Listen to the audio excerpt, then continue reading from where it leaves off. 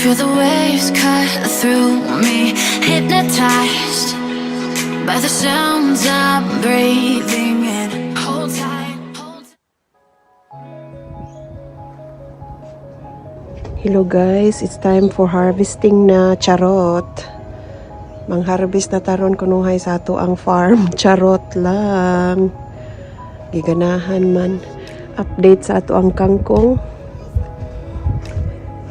Murag okay siya. Oh, nanalingsing ang uban. Nanalingsing ang uban ng mga tangkong akong gituslok diha.